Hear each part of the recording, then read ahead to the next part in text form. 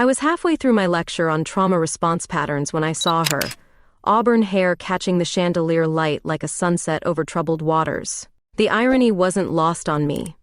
There I stood, Dr. Layla Price, explaining to a room full of medical professionals how to heal others while my own life was spectacularly falling apart. 300 eager faces aboard the Silver Moon luxury liner, and hers was the only one that made my carefully constructed professional veneer crack. The patient often presents with contradictory behaviors, I continued, my voice steady despite the slight tremor in my hands.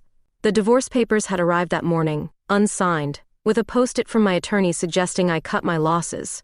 The conference room smelled of expensive perfume and ambition, making it hard to breathe.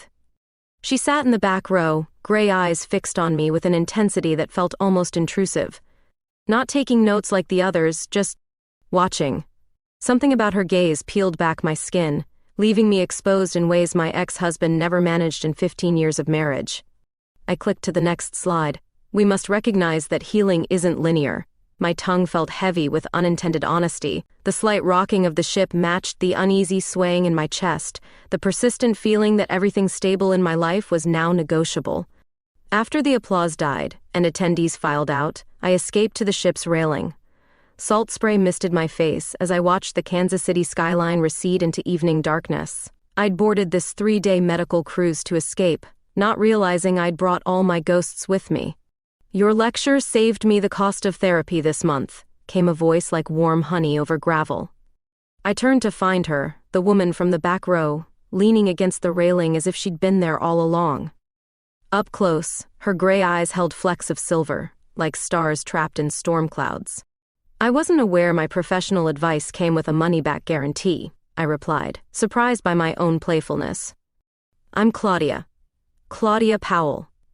She extended her hand, and when our fingers met, something electric passed between us. The ship's horn bellowed, startling a flock of seabirds into flight. "Dr. Layla Price, but you knew that already." "I know a lot of things, doctor." Her lips curved into something between a smile and a challenge, like how someone who understands trauma so well still flinches when people get too close. My breath caught.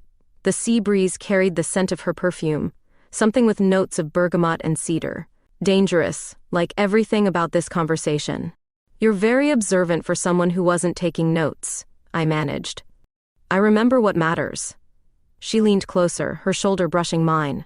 "Join me for a drink?" "The night's too beautiful to waste on professional distance." Something fluttered in my chest, warning or excitement, I couldn't tell. I should have said no. Should have remembered boundaries, ethics, the fact that anyone attending my lecture was potentially a colleague or client. Instead, I said, "One drink." The ship's bar glittered with cut crystal and possibilities. Over gin and tonics that turned to whiskey neat, she never once mentioned why she was aboard a medical conference cruise. I never asked. Sometimes, the questions we don't pose reveal more than those we do. When her fingers grazed mine passing a cocktail napkin, I felt 17 again, reckless and alive. The ice in my glass clinked like tiny warning bells I chose to ignore. "What are we doing here, Claudia?" I finally asked as midnight approached. She looked at me with those storm cloud eyes. "Beginning something," she whispered, "or running from something. Does it matter which?" Later, as I lay sleepless in my cabin, I realized what had unnerved me most wasn't her forwardness or our chemistry. It was the sense she could see the fracture lines in my perfect facade before I'd spoken a word, like she'd been waiting for me, specifically me, all along. I had no idea then that in 3 weeks' time she would be sitting in my Kansas City office, officially becoming my patient, the one ethical boundary I'd sworn never to cross. "Claudia Powell, 2 o'clock, my receptionist announced through the intercom. My stomach dropped. 3 weeks had passed since the cruise, and I'd convinced myself our encounter was nothing but a momentary lapse, a brief connection with a stranger I'd never see again. Yet here she was, her name printed neatly in my appointment book. I straightened my desk, smoothed my hair, and took a deep breath. Professional, detached. That's who Dr. Layla Price needed to be right now. She entered with the same quiet confidence she'd displayed on the ship, but today dressed in a tailored charcoal suit rather than the flowing evening wear I remembered. Those remarkable gray eyes surveyed my office, taking in the framed diplomas, the carefully positioned plants, the deliberate absence of personal photos since the divorce. "Dr. Price," she said, a hint of amusement in her voice. "What a coincidence." We both knew it wasn't. "Miss Powell, please have a seat." I gestured to the leather chair across from mine, maintaining a composed expression that had taken years of practice. "Your intake form mentions anxiety issues?"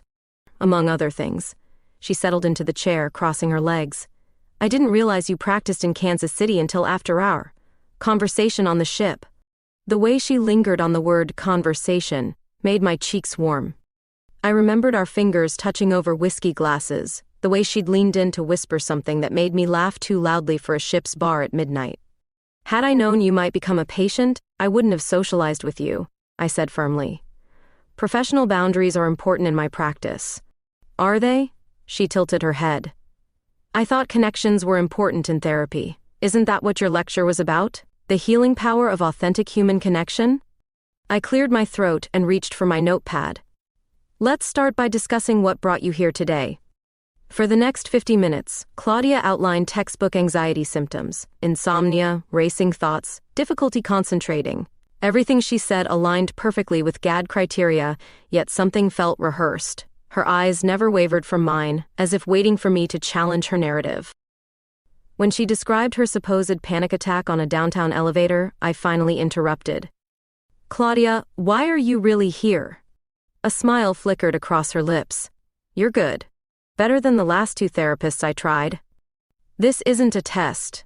Isn't everything?" She leaned forward, the professional distance between us shrinking. "Maybe I'm here because when we talked on that ship, it was the first time in years someone actually saw me. The air in my office suddenly felt too thin."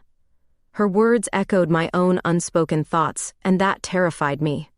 "If that's the case, I should refer you to someone else." I kept my voice steady despite the irregular beating of my heart. Our prior interaction creates a dual relationship that could compromise treatment. Or enhance it. Her fingers drummed lightly on the armrest. "But fine, if that's your professional opinion, I'll go. After you answer one question." Against my better judgment, I nodded. "Did you feel it too, that night, or am I imagining things?" The correct response was clear. Deny any personal connection, maintain boundaries, refer her elsewhere. End of story. Instead, I hesitated just long enough for her to see the truth. "I'll take that as a yes," she whispered, standing to leave. "Your silence is very loud, doctor." After she left, I sat motionless, the scent of her perfume lingering in my office like an accusation. I should have immediately called Marcus, the colleague who handled my referrals. Instead, I found myself flipping through her file again, fingertips tracing her phone number. Knock knock. Marcus appeared in my doorway, breaking my trance. "Last patient gone? I brought coffee." "Thanks." I accepted the cup, grateful for the distraction. He dropped into the chair Claudia had vacated. "You okay? You look like you've seen a ghost." "Just tired. Market crash has everyone on edge. Half my clients lost their retirement funds. Including you, I hear." He studied me with the perceptive gaze that made him excellent at his job. "Speaking of clients, who was that auburn-haired woman? Never seen you so animated discussing a case before." I froze mid-sip. "What do you mean?" "In the staff meeting this morning, when you mentioned the new anxiety patient, your whole face changed." I set down my coffee, suddenly aware of how transparent I might be. "Did it? I hadn't noticed." "Layla." His voice softened. "It's been 6 months since the divorce. It's okay to feel something again." If only he knew what I was feeling, and for whom. The professional catastrophe waiting if I pursued these thoughts. "She's a patient, Marcus. End of story." But even as I said it, I knew it wasn't. The story had barely begun, and I was already losing the plot. Against my better judgment, I didn't refer Claudia to another therapist. Instead, I rationalized keeping her as my patient, convincing myself our brief shipboard interaction wasn't significant enough to compromise treatment. A professional lie I repeated, while documenting each of our weekly sessions in careful clinical language. By our 4th appointment, something shifted. Claudia arrived with rain-dampened hair and a vulnerability I hadn't seen before. "I had a dream about my father last night," she said, foregoing our usual small talk. He was trying to reach me through a glass wall. I could see his mouth moving, but couldn't hear anything. I nodded, pen hovering above my notepad. Your father passed when you were young, correct? 12.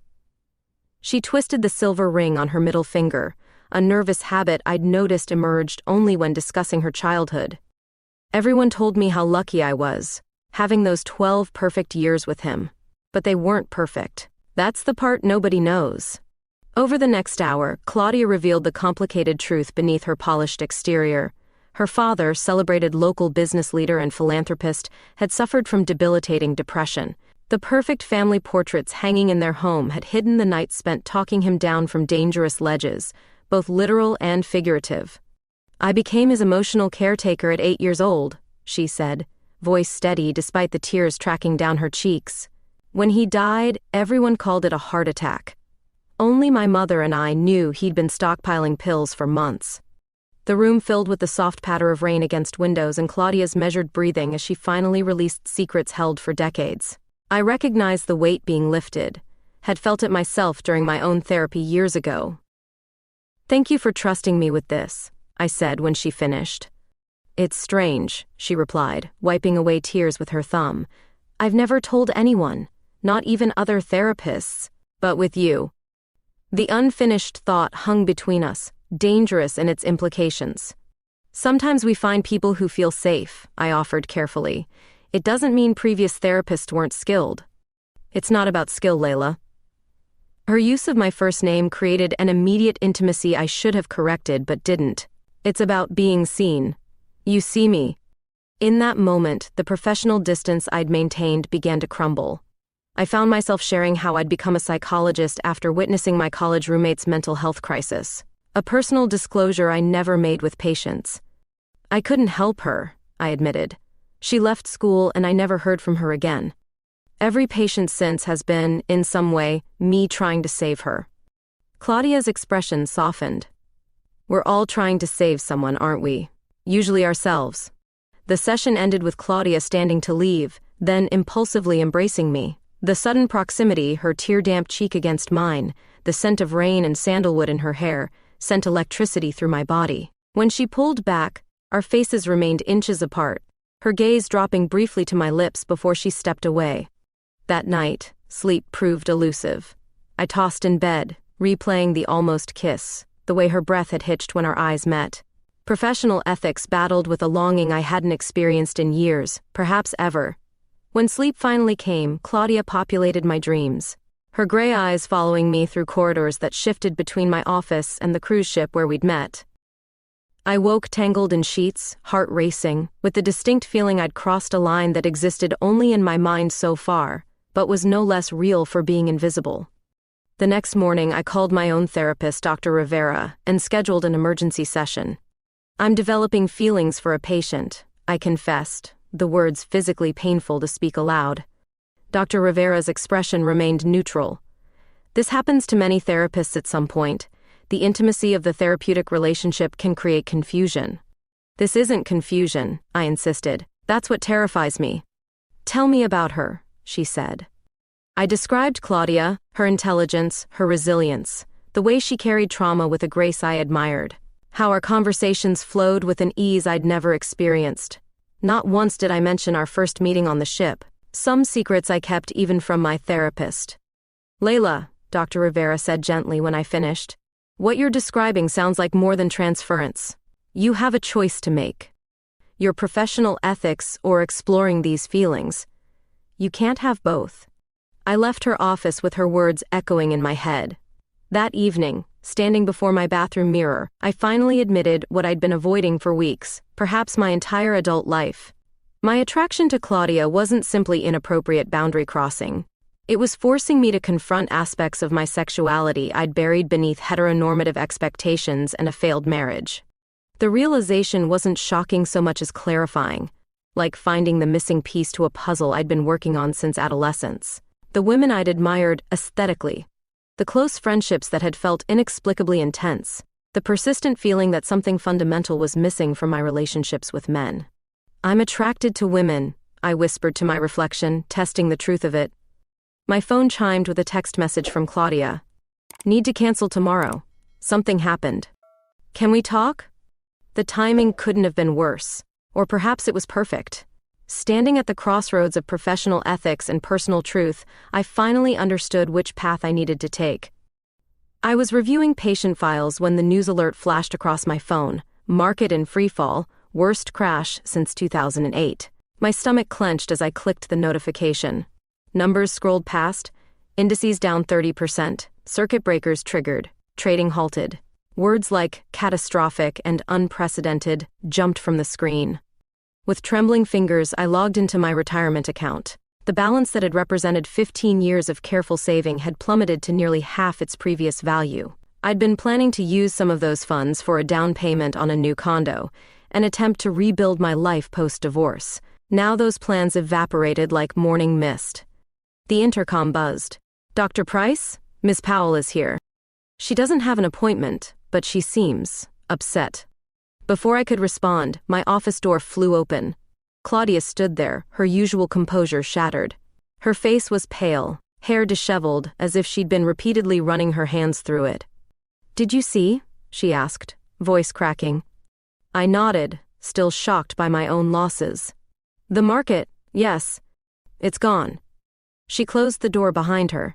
Everything, 20 years of savings, my entire portfolio. She laughed, a brittle, desperate sound. I was a financial analyst before. Before everything changed. Can you appreciate the irony? I advised others on wealth management, and now I've lost it all. I gestured to the chair across from me, slipping automatically into therapist mode despite my own panic. Sit down. Tell me what happened. I had everything in high-risk tech stocks and leveraged ETFs. Everyone said I was brilliant when the returns kept coming. She sank into the chair, eyes unfocused. My mother called me reckless. Should have listened. You couldn't have predicted this. Couldn't I? She looked up, gray eyes sharp with self-recrimination. The signs were there. I ignored them because I was too busy. She stopped abruptly. Too busy what? Too busy thinking about you. The words hung between us, honest and dangerous. I should have redirected, should have maintained professional distance. Instead, I found myself confessing, I just lost half my retirement savings. I was going to buy a place near Brookside. The Victorian with the wraparound porch? When I looked surprised, she added, You mentioned it once, said it reminded you of your grandmother's house. That I'd mentioned this detail, and she'd remembered it touched something deep within me. In that moment, our shared financial catastrophe created a strange intimacy, two women watching their careful plans disintegrate simultaneously. What will you do? I asked. I can't afford my apartment anymore. She ran her hands through her hair again, confirming my earlier suspicion. 3 months of expenses and savings? That's all I have left. We sat in silence, the magnitude of the situation settling over us like dust after an explosion. Outside my window, the Kansas City skyline stood impassive, against a steel-gray sky threatening rain. This isn't a proper therapy session, I finally said. No, she met my gaze. I didn't come here as your patient. I came because, she hesitated. Because when my world fell apart, you're the one I wanted to see. The admission hung between us, honest, raw, and unmistakably crossing the line I'd been desperately trying to maintain. I've been thinking about what happened in our last session, I said carefully. The moment when we almost kissed, she finished. I've thought about nothing else. My office suddenly felt too small, the air too thick. Every ethics class, every professional guideline warned against this exact scenario. But the financial disaster had shifted something fundamental, highlighting the fragility of the structures we build to contain our lives. I can't be your therapist anymore, Claudia. Pain flashed across her face. I understand. No, I don't think you do. I took a deep breath. I can't be your therapist because I don't trust myself to maintain professional objectivity with you. Understanding dawned in her eyes. She leaned forward, our knees nearly touching. What are you saying, Layla? I'm saying I need to refer you to someone else. Someone who can actually help you process your financial trauma without. My voice faltered. Without wanting to do this? She moved closer, her hand gently cupping my cheek. Before I could respond, her lips touched mine, tentative at first, then with growing certainty. The kiss lasted only seconds, but it rearranged everything I thought I knew about myself. When we separated, I felt lightheaded, as if I'd been underwater too long and had finally come up for air. "I've never done that before," I whispered, surprised by my own honesty. "Kissed a patient?" A small smile played at the corners of her mouth. "Kissed a woman." Her expression softened. And I think I've been missing something important my entire life. The moment was interrupted by my phone buzzing insistently, Marcus calling. Reality crashed back. What had I done? Years of professional integrity compromised in a moment of emotional vulnerability. "I have to take this," I said, voice steadier than I felt. Claudia stood, smoothing her skirt. "I'll go, but Layla." She paused at the door.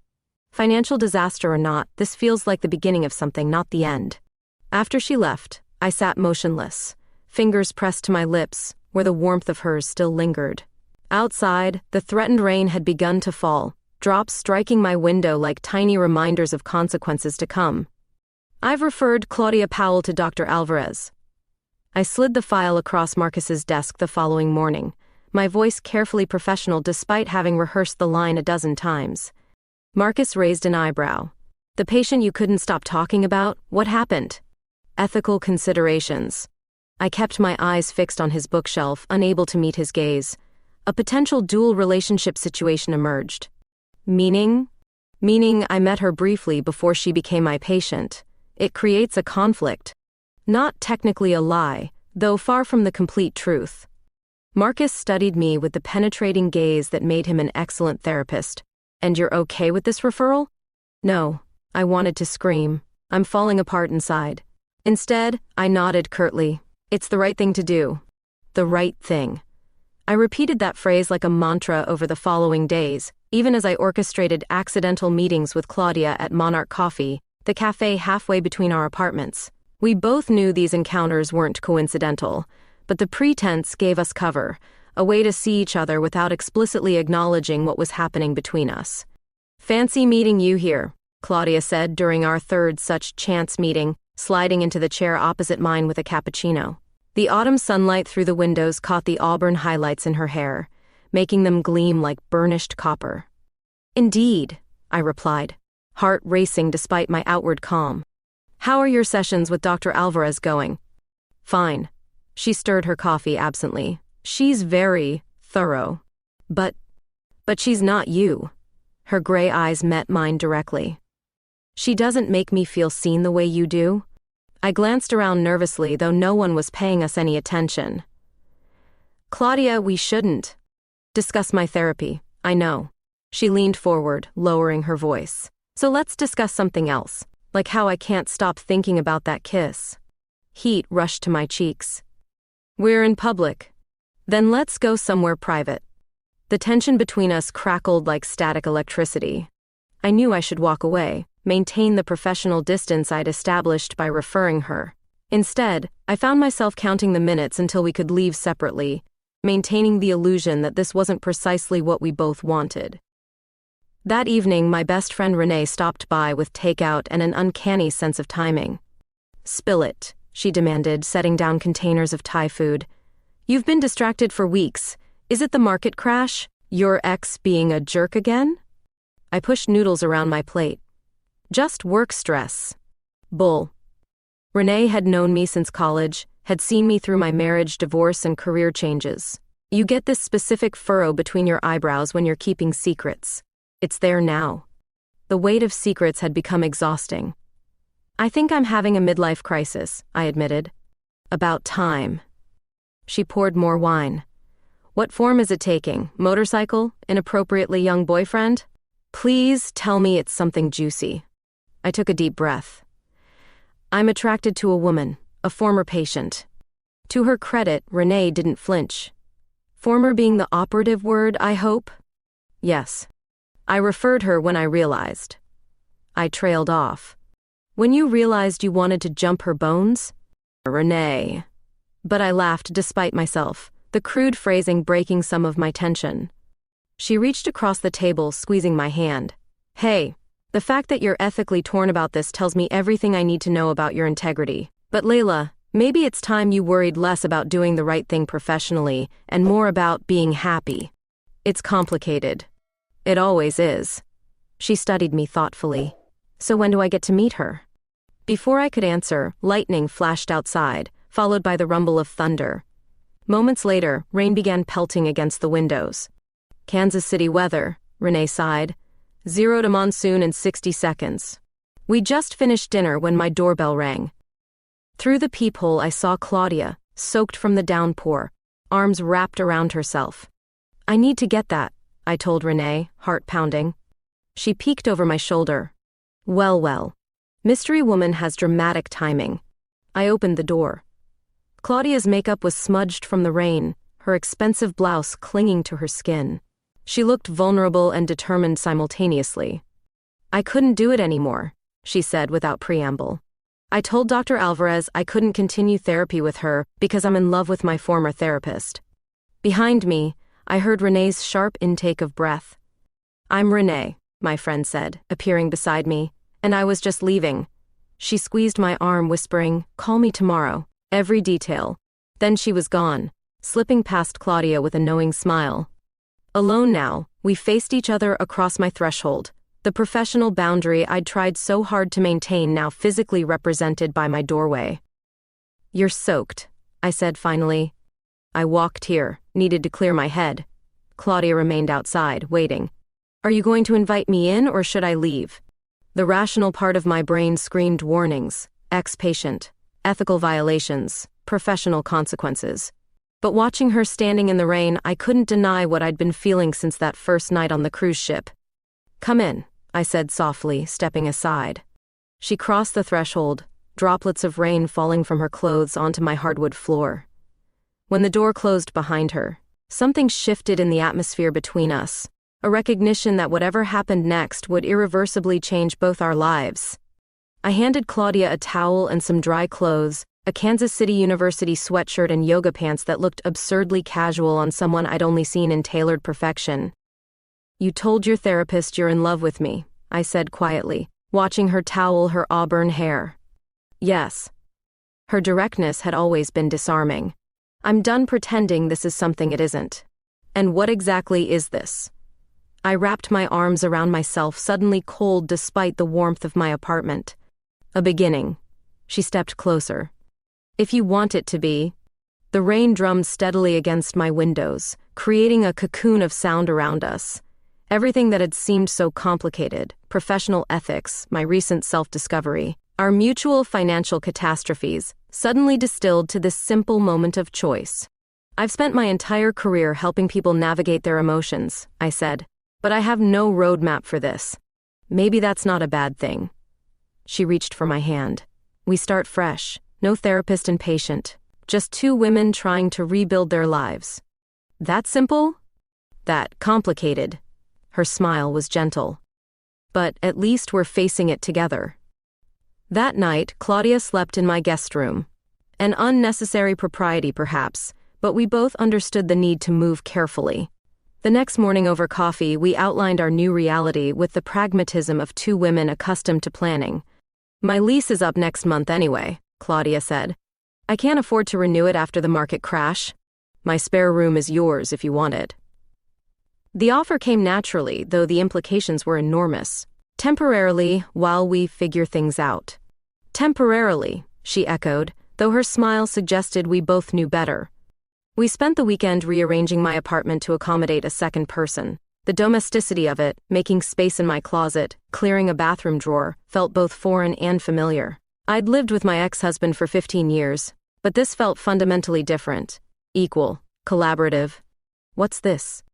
Claudia asked, holding up a small wooden box she'd found while helping me reorganize my bookshelves. My grandmother's recipe cards. I took the box, opening it to reveal dozens of handwritten notes. She taught me to bake when I was little, said a good pie crust could solve most of life's problems. Was she right? About the pie crust, definitely. I smiled, running my fingers over the faded handwriting. About life's problems. I'm still figuring that out. Teach me? She asked, and the simple request contained multitudes, a desire for connection, for shared experiences, for building something new together. That evening, my kitchen filled with flour dust and laughter as I guided Claudia's hands through the motions of rolling dough. When flour smudged her cheek, I reached up to brush it away. Our faces suddenly close. "This feels like a dream," she whispered. "After losing everything, finding you." "We haven't lost everything," I corrected gently. "Just money." The following weeks established our routine. We drove to work separately, maintained separate bank accounts, and told most people we were roommates sharing expenses after financial setbacks. Only Renee knew the truth, watching our dance with amused approval. "You're happier than I've seen you in years," she observed during our weekly lunch, "even with half your savings gone." "It's strange," I admitted. "I spent my whole life working toward financial security, and now that it's gone, I feel lighter somehow." "That's because you're finally living authentically," Renee said. "Money was never what you really wanted." What did I want? Connection, the real kind. She squeezed my hand. Some people never find it, no matter how much money they have. At home, Claudia and I navigated our new relationship cautiously. The attraction between us was undeniable, but we were both aware of its complicated origins. Some evenings we sat on opposite ends of the sofa, reading in comfortable silence. Other nights, we talked until dawn, filling in the gaps of our lives that therapy sessions had never covered. One particularly cold November evening, a power outage plunged my apartment building into darkness. I fumbled for candles while Claudia built a fire in the rarely used fireplace. "My father used to say blackouts were nature's way of forcing people to talk to each other," she said, arranging pillows on the floor near the hearth. By candlelight, the usual barriers between us seemed to dissolve. We shared secrets we'd kept even from ourselves, my fear that I'd wasted years in a marriage I'd never fully inhabited. Her guilt over feeling relieved when her controlling father died. "I've never told anyone that," she confessed, the firelight casting shadows across her face. "Not even you when you were my therapist." "Maybe we needed to be equals first," I suggested, reaching for her hand. When she kissed me this time, there was no professional boundary being crossed, no ethical line being blurred, just two women acknowledging what had been growing between them since that first night aboard the Silver Moon. "I'm terrified," I whispered against her lips. "Not of this, of how right it feels." "I know," she replied, her fingers gently tracing my cheekbone. "It's like finding a piece of yourself you never knew was missing." The power remained out until morning, but for those hours illuminated only by fire and candlelight, we found something electric between us, something no market crash or professional ethic could diminish. Winter settled over Kansas City, transforming the plaza's lights into a holiday spectacle that Claudia and I admired on evening walks. Our temporary arrangement had evolved into something unmistakably permanent. I'd grown accustomed to her coffee mugs beside mine, her reading glasses on my nightstand, the way she hummed while preparing dinner. Happiness had crept up on me so gradually I hadn't noticed until it was fully established. "Dr. Price, you have a visitor." My receptionist's voice through the intercom carried an unusual tension. "He says he's your husband." "Ex-husband," I corrected automatically, though only to myself. "Send him in." Trevor entered my office with the confidence of someone who still considered the space partially his. His tailored suit and immaculate appearance were familiar weapons. He'd always wielded his good looks like armor. "Layla." He bent to kiss my cheek. I stepped back, avoiding the contact. "What are you doing here, Trevor? Our divorce was finalized months ago. Can't an old friend check in?" He settled uninvited into the chair across from my desk, especially after hearing such interesting rumors. My stomach tightened. "What rumors?" "That you're living with a woman." His smile remained pleasant, but his eyes had cooled. A former patient, no less. The ethics board might find that fascinating. The threat hung in the air between us. Trevor had connections throughout the medical community. His family name opened doors and influenced opinions. "My living arrangements are none of your business." I kept my voice steady despite the panic rising in my chest. "And I followed all proper protocols regarding patient referrals." "Did you?" He leaned forward. "Before or after you started sleeping with her?" "Get out." I stood, fury replacing fear. "Now." "I'm trying to help you, Layla." His expression shifted to concern so practiced it almost seemed genuine. "Your reputation, everything you've worked for, it could all disappear. Come home. We can work things out." "Home?" I laughed incredulously. You mean the house you shared with your assistant while we were still married? A mistake. He reached for my hand. I pulled away. One I've regretted every day. The only mistake was not leaving sooner. I moved to the door, holding it open. Goodbye, Trevor. After he left, I canceled my remaining appointments, claiming a migraine. The drive home was a blur of anxiety and anger. How had he found out about Claudia? What damage could he really do? I arrived home to find Claudia on the phone, her expression unusually tense. When she saw me, she quickly ended the call. "You're home early," she said, attempting a smile that didn't reach her eyes. "Trevor came to my office. He knows about us." I dropped my bag, noticing her suitcase by the door. "Are you going somewhere?" She sighed, gesturing to her phone. "That was my mother. My family knows too." "How? Does it matter? Small city, smaller circles." She ran a hand through her hair, the nervous gesture I'd come to recognize. "They want me to come to dinner tomorrow night." "That's good?" I ventured cautiously. "Not exactly." She picked up an envelope from the counter. "They've created a financial recovery plan for me. A position in my uncle's firm in Chicago, an apartment in their building." She paused. "Contingent on ending this phase, as my mother calls it." The room seemed to tilt slightly. "Are you considering it?" "Of course not." Her eyes flashed with hurt. "But I need to face them. Make them understand this isn't negotiable." That night, our bed felt too large despite our bodies pressed together. We both stared at the ceiling, the day's threats weighing heavily between us. "What can Trevor actually do?" Claudia asked finally. "File an ethics complaint, suggest impropriety during your treatment." I closed my eyes. Best case, an investigation that finds no wrongdoing but damages my reputation. Worst case, you lose your license. Possibly. The word tasted bitter. She turned to face me. "And my family can cut me off from any financial recovery, the connections that might help rebuild what I lost. Would you go back to them? Start over elsewhere?" I forced myself to ask the question that had been haunting me. "Never." Her answer came without hesitation. "But I need to know if you're prepared for what might come. Your career means everything to you." I thought it did. I traced the line of her jaw with my fingertip. Until something else mattered more. The following evening, Claudia dressed carefully for dinner with her family. Armor for the battle ahead. I watched her apply lipstick with precision, hands steady despite her nerves. "I'll be fine," she reassured me. "The Powells excel at passive-aggressive dinner conversation. It's practically our love language." After she left, I paced our apartment, unable to focus on work or distraction. When my phone rang 3 hours later, I lunged for it. "I'm at the harbor," Claudia said, her voice tight. "Can you come?" I found her sitting on a bench overlooking the Missouri River, where summer cruise ships would dock. Now in winter, the water was dark and still, the docks empty. "It didn't go well," she said, as I sat beside her. "Tell me." "They had my entire life planned out. Again." She laughed hollowly. "Recovery from my financial indiscretion and my unfortunate personal choices, all wrapped up in one tidy package. And when you declined?" "My mother said I was throwing away my future. My brother suggested I needed psychological help." Her voice broke slightly. The irony wasn't lost on me. "I'm sorry," I whispered, taking her cold hand in mine. "Don't be."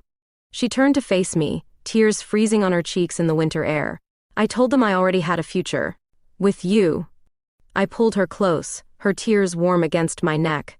Around us, the city lights reflected on the river's surface, thousands of stars mirrored in dark water.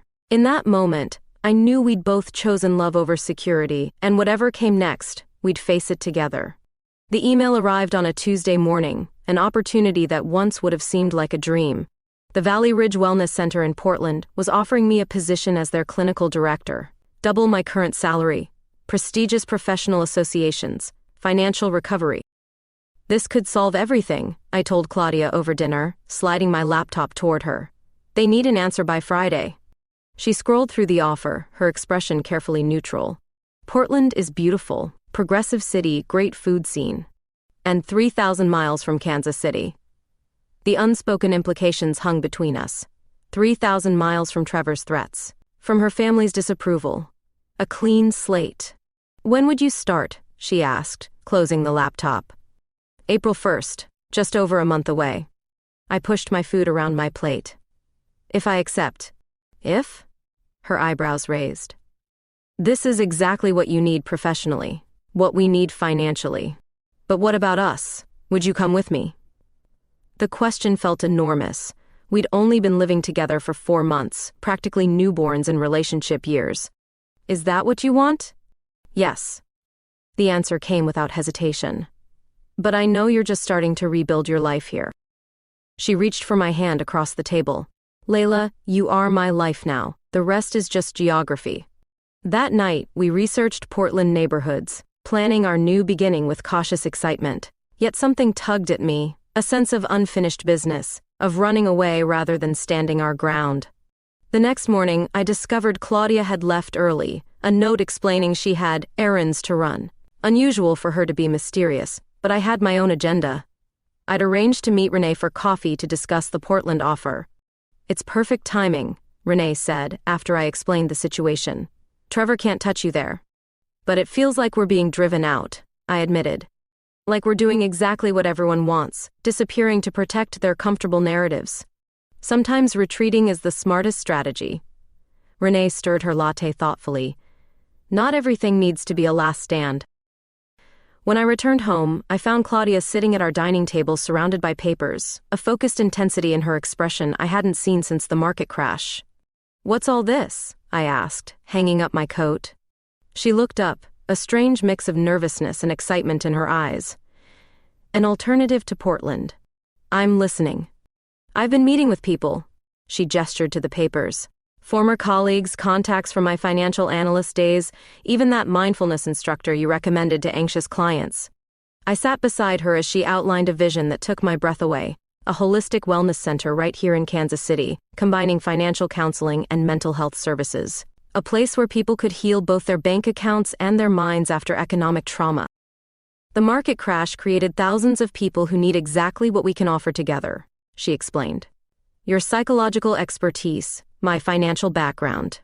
But the startup costs are less than you think. She slid over a property listing. This building on Main Street is in foreclosure. The owner was a client of mine who's willing to lease to own at below market rate. I studied the numbers, the business plan, the market analysis, all meticulously researched and presented. You did all this in 2 days? I couldn't sleep.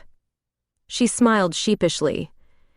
Every time I thought about Portland, it felt like running away. This feels like running toward something. It's risky, I said, though excitement was already building in my chest. So is moving across the country for a job where you'll still be working for someone else. She took my hand. This way, we build something that's ours. No ethics boards to answer to. No family connections to leverage. That afternoon, while Claudia made calls to potential investors, I drove to confront the loose end that had been nagging at me, Trevor. I found him at his country club, predictably holding court among colleagues. We need to talk, I said, interrupting his anecdote. Privately. In the empty clubhouse library, I faced my ex-husband directly. Whatever you think you're going to do to damage my reputation or Claudia's, I want you to know it won't work. Is that so? He leaned against a bookshelf, smirking. The ethics committee might disagree. You can file all the complaints you want. I stepped closer. But while you're busy trying to tear me down, I'll be building something new. Something that doesn't depend on your approval or connections. You're making a mistake, Layla. His confidence faltered slightly. This relationship won't last. Maybe not, but that's for me to discover, not for you to determine. I headed for the door, then paused.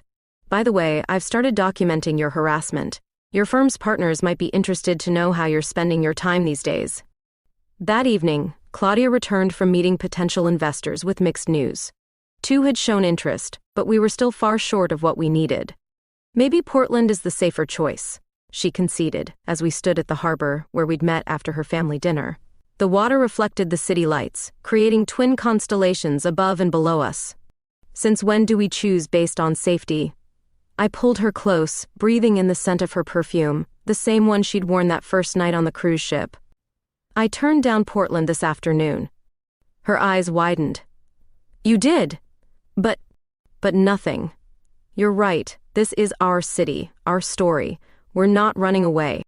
I kissed her then, beneath the vast Kansas City sky, sealing our commitment to building something together that neither market crashes nor disapproving families could shake. 1 year after the market crash, I stood in the reception area of Balance Financial and Mental Wellness Center, watching clients move between sessions. Through the glass walls of the financial counseling room, I could see Claudia guiding a couple through their retirement recovery plan, her hands animated as she explained concepts that once seemed incomprehensible to them. Dr. Price? Our receptionist approached with a clipboard. Your 3 o'clock canceled, but there's a walk-in wondering if you have time. Of course. I smoothed my skirt, still adjusting to being addressed as doctor, in a space I co-owned rather than merely practiced in. The journey to opening Balance had been neither straight nor simple. After declining Portland, we'd cobbled together funding from unlikely sources, a small business loan, 3 private investors who believed in our concept, and surprisingly, a grant from a foundation specializing in innovative mental health approaches. Renee had joined as our mindfulness director, bringing her client base and infectious enthusiasm. Most unexpected was the call from Claudia's brother 6 weeks after her family dinner confrontation. He invested, she'd announced, stunned after hanging up. Said he respected my conviction, even if he didn't understand my choices. Small victories had sustained us through the grueling process of renovation and licensing. Now, 3 months after opening, we were already operating at capacity, with a waiting list growing daily. I entered my office to find a familiar face, Marcus, my former colleague. Surprise inspection, he joked, rising to embrace me. The practice hasn't been the same without you. How are things at the clinic? I gestured for him to sit. Surviving. He glanced around my office appreciatively. Unlike you, you're thriving. This place is remarkable, Layla. We've been fortunate. This isn't fortune, it's vision. His expression grew serious. Which is why I'm here. Trevor filed that ethics complaint. My stomach dropped. Despite my confrontation with Trevor months ago, part of me had always feared this moment. The committee dismissed it yesterday, Marcus continued. Unanimously. Relief washed over me. Why? Because his allegations were about conduct while Claudia was your patient. We have records showing you referred her immediately when concerns arose. Everything after that was between 2 consenting adults with no current professional relationship. He smiled. Your documentation saved you. And Trevor? Let's just say the committee had some questions about his motivations. His reputation took the hit, not yours. After Marcus left, I stood at my office window watching Kansas City's downtown bustle below. When we'd started this venture, we'd focused on the financial aspects, the need to rebuild our own lives while helping others do the same. What I hadn't anticipated was how healing the work itself would be. My office door opened softly. Claudia entered, closing it behind her. Your last client looked happy, I observed as she crossed to join me at the window. They're finally digging out from underwater mortgages. She slipped her arm around my waist. Marcus seemed pleased. Trevor's complaint was dismissed. She exhaled deeply. Good. That's the last shadow cleared. We stood silently, watching the city transition from workday to evening. The financial district's glass towers reflected the setting sun, turning them to pillars of fire against the darkening sky. I have a proposition, Claudia said suddenly. Let's take the evening off. We have billing to finish. It can wait. She squeezed my hand. I've arranged something special. An hour later, we boarded a small private boat at the harbor, where larger cruise ships docked in summer months. The Missouri River stretched before us, catching the last golden light of day. How did you arrange this? I asked, as the captain guided us away from shore. Remember Ellen from the support group? Her brother owns this tour company. Claudia handed me a glass of champagne. I thought we should celebrate. The complaint being dismissed? That, and something else. She reached into her jacket pocket, suddenly nervous. 1 year ago today, I walked into your lecture on the Silver Moon cruise ship. I sat in the back row, watching you explain how humans heal from trauma, never imagining you'd become the most important part of my own healing. My throat tightened with emotion. Claudia, let me finish. She took a deep breath. We lost almost everything in the market crash, but it gave us perspective on what actually matters, what's truly valuable. She opened her palm, revealing a simple platinum band. This isn't just a ring. It's a promise that whatever financial storms come next, we'll weather them together. The boat glided silently along the river as the city lights began to emerge against the twilight.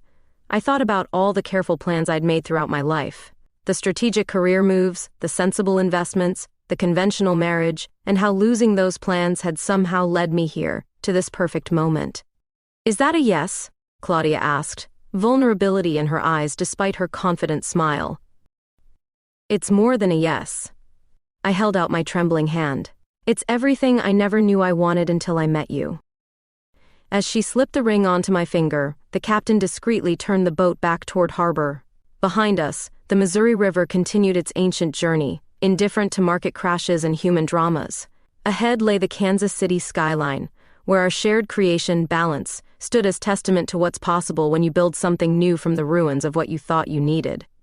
I love you, Dr. Price, Claudia whispered against my lips. I love you too, Miss Powell. I smiled into our kiss. Though I believe you'll need to update your paperwork soon.